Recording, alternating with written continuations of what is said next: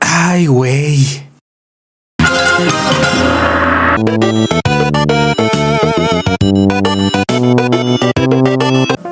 No lo hagas.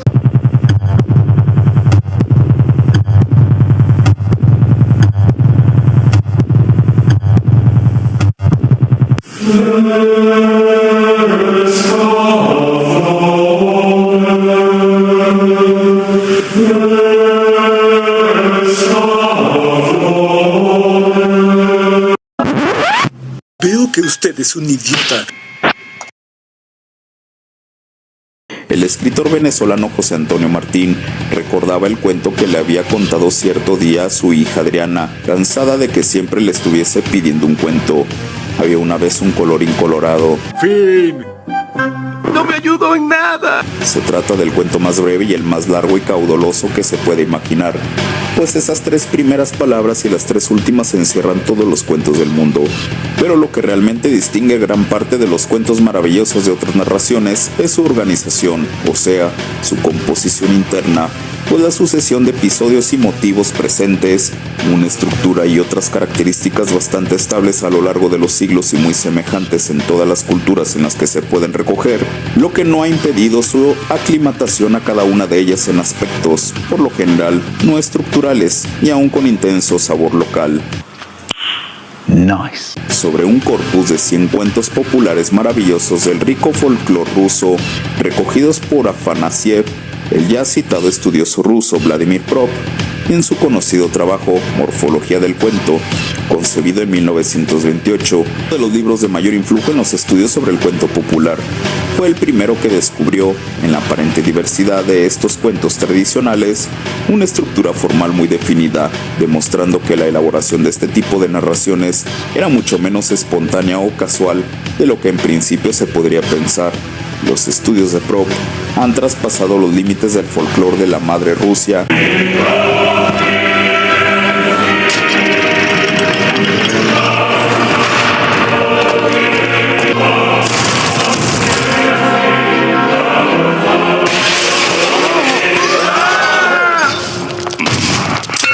¡Muere el capitalismo!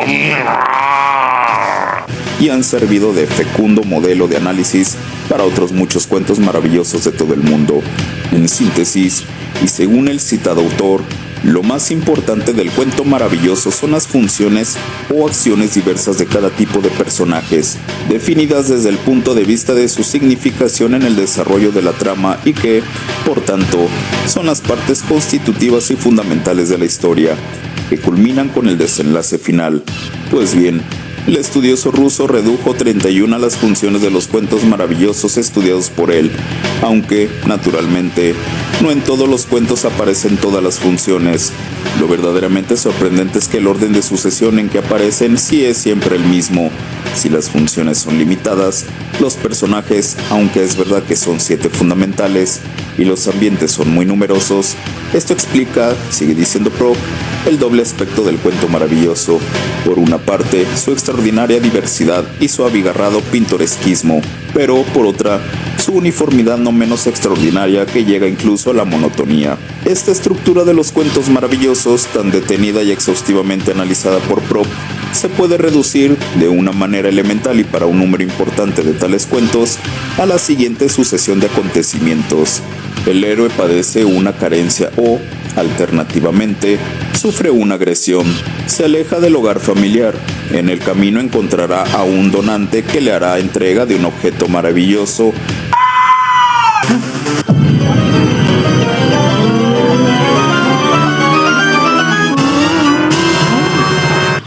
o a un ayudante mágico que le auxiliará. Hey, listen! Hey, hey! Look! Hello! Hey, listen!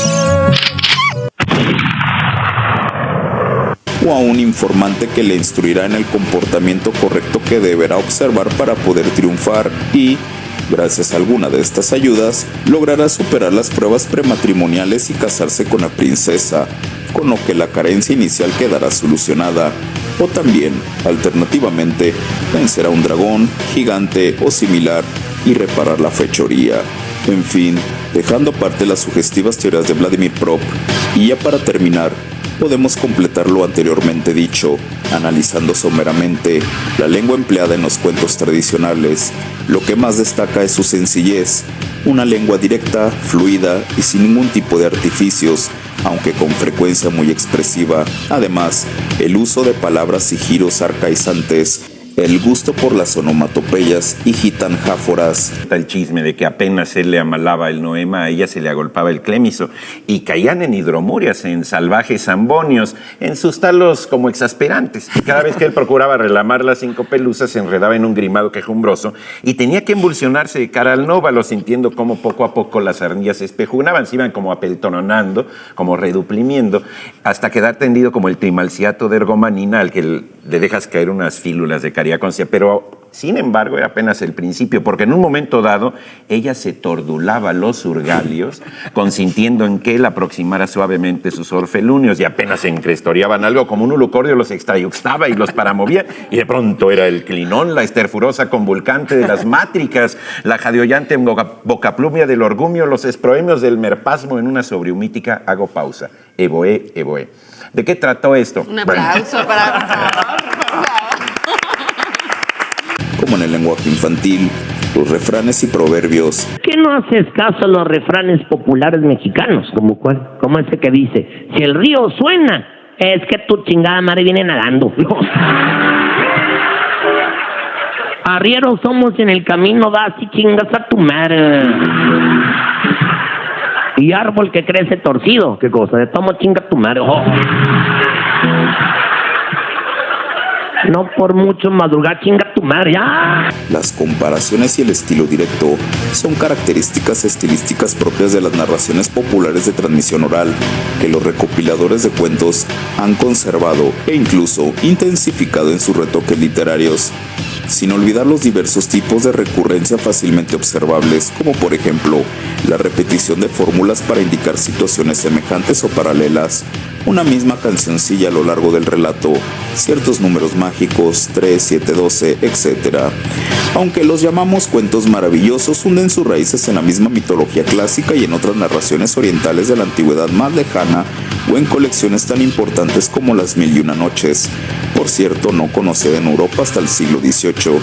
Fue superado el Renacimiento, cuando cobraron particular fama algunos de los cuentos populares más famosos y perennes, patrimonio colectivo de toda la humanidad, son los que estos autores recogieron de la tradición popular y difundieron y perenizaron en acertadas versiones. Estos son los casos de La Cenicienta, La Bella Durmiente, Caperucita Roja, Blancanieves y los 7 enanitos, El Gato con Botas, La Bella y la Bestia, Hansel y Gretel, El Patito Feo, Basilisa la Bella, La Princesa Durmiente y los 7 gigantes, etc. Pero no podemos reducirnos a estos ejemplos tan conocidos de la vieja Europa, porque se puede afirmar que todos los continentes, todas las regiones y todos los países poseen cuentos repetidos y enraizados en su tradición y, en ocasiones, conocidos allende sus fronteras.